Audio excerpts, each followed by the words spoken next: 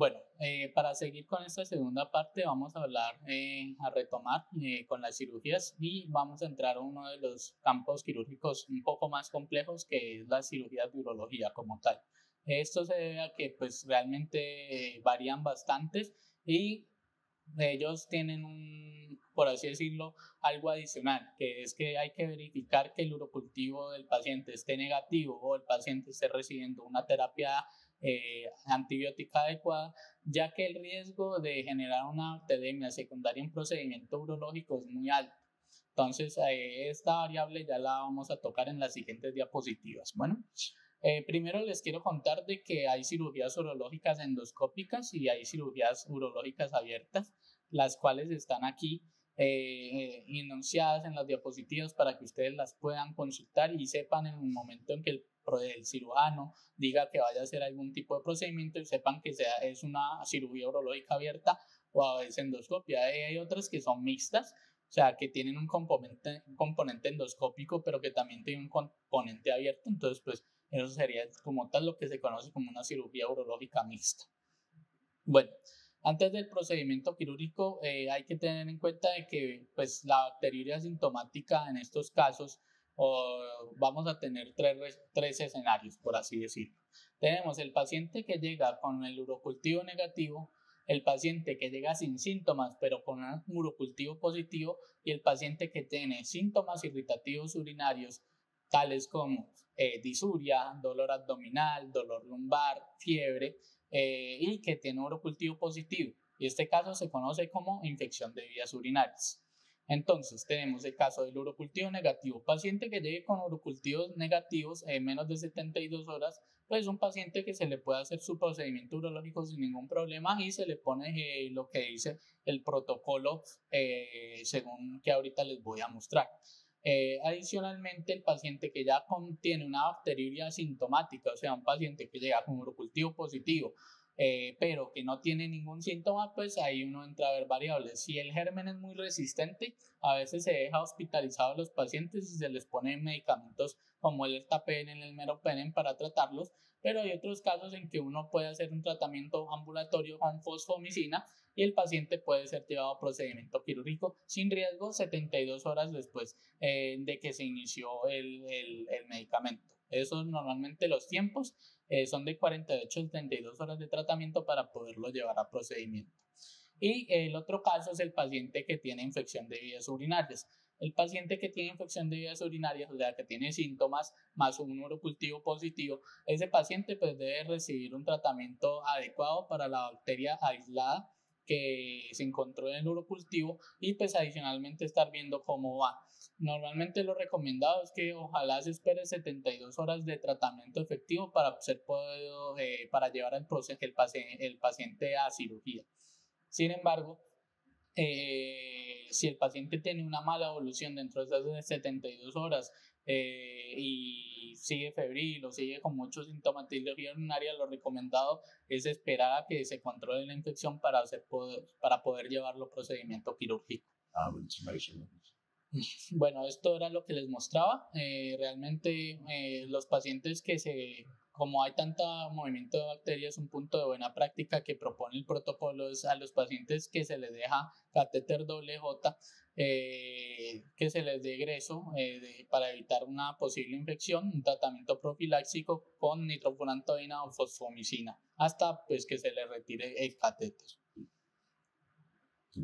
En pacientes que se van a procedimientos urológicos abiertos, como los nombramos en las diapositivas anteriores, la indicación, si llevan menos de 72 horas de estancia o no tienen alergia a la penicilina, es ampicilina sulbactam o cefuroxime, que también se puede utilizar.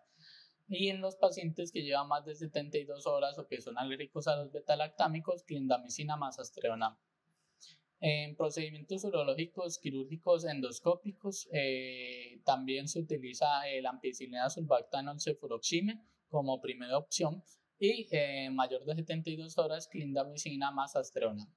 En procedimientos urológicos mixtos es lo mismo, muchachos, ampicilina sulbactam o cefuroxime como opción, clindamicina más aztreonam como segunda opción.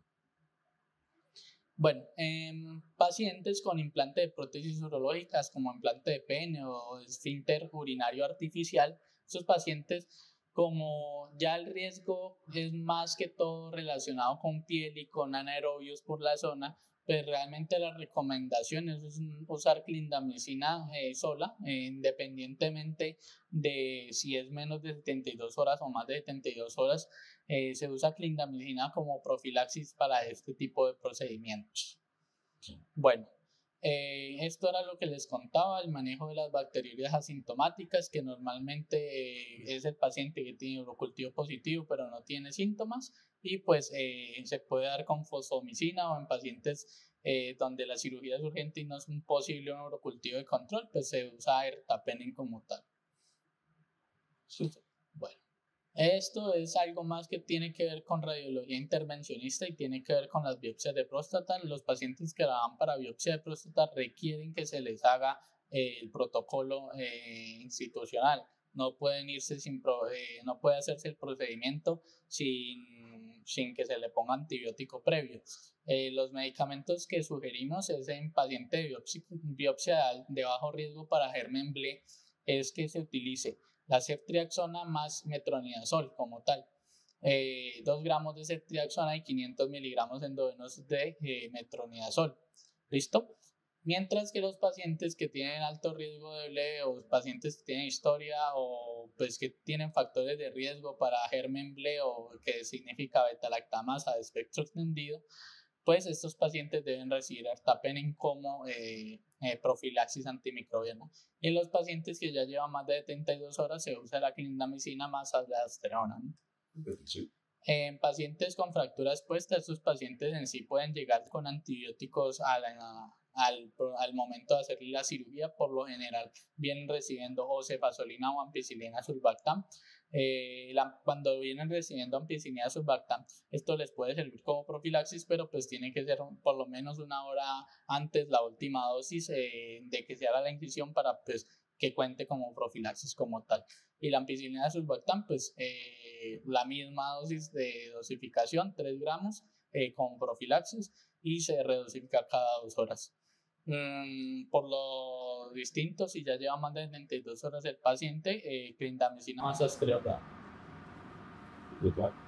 Bueno, otros procedimientos como estos procedimientos de cardiología y electrofisiología, pues también requieren profilaxis, los cuales pueden incluir el implante de marcapasos definitivo, el desfibrilador, sincronizador, estudios electrofisiológicos, como por ejemplo la relación por radiofrecuencia de la consulta septal, pues todos los procedimientos requieren también profilaxis.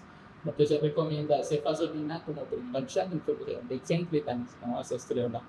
Los pacientes que van para implante de marcapasos transitorios, pero realmente no requieren de profilaxis. El sugar baker es una cirugía especial que no se hace comúnmente, pero puede que años se la encuentren. Esto pues más que todo tiene que ver con tumores, con cirugía oncológica. Entonces la recomendación es que si el paciente lleva más de 72 horas se le ponga ampicilina sulbactam, y si lleva más de 72 horas clindamicina más astreona, probablemente consideración que es decir. Las cirugías de tejidos blandos, pues utilizamos cefazolina como primera opción y clindamicina más astreona como segunda opción, aunque recomendaciones que les damos. En cirugías menores, esto era lo que les contaba al principio de la anterior charla. A veces tenemos antibióticos como el meropenem o piperacillina tazobactam que nos pueden servir como profilaxis antimicrobiana, o excepto en pacientes que van para cirugías mayores, como lo son cardiovascular, neurocirugía, vascular periférico, oncológicas mayores, ortopedia de reemplazos, en los cuales sí o sí, independientemente que el paciente esté recibiendo meropenem o piperacillina tazobactam, se debe cumplir con el protocolo de profilaxis por el alto riesgo que hay de infección. No es el mismo germen el que está generándole la infección de pronto de vías urinarias, o una infección, celulitis puede ser, al paciente, versus el riesgo versus la flora colonizante como tal, que puede generar una infección sobre la vía quirúrgica. En estos pacientes que van para cirugía microvascular, cuando la cirugía microvascular pasa por mucosas, también pues cambia, sería ampicilina sulbactam la primera opción y clindamicina masastrionam como segunda opción. Si el paciente no tiene una cirugía microvascular en un colgajo que no pasa por mucosa, pues realmente se podría usar cefazolina como primera opción. Bueno, y eso era lo que les quería compartir del protocolo. Como les conté, ese es el protocolo de profilaxis para pacientes adultos. En el apartado final del protocolo, si lo revisan en la ICONET, van a encontrar el protocolo para pacientes pediátricos, que varía en cuanto a antibióticos y en cuanto a dosis. Para los pacientes pediátricos se debe siempre calcular el peso del paciente por la dosis de antibiótico y asimismo ponerlo. Muchas veces está protocolizado de que los pediatras manden con la profilaxis a los pacientes, pero hay ciertos pacientes pediátricos que vienen de un medio ambulatorio o que durante el proceso de su estancia en urgencias o en hospitalización no han sido vistos por pediatría y esos pacientes pueden llegar sin la profilaxis. Por lo tanto, para que lo conozcan, el protocolo incluye estos pacientes para que ustedes hagan una adecuada dosificación. Les doy muchas gracias, espero que todas las dudas queden solucionadas por parte del programa. Estamos atentos a cualquier inquietud que tengan, a ayudarlos en el protocolo y con esto me despido. Hasta luego, que estén muy bien.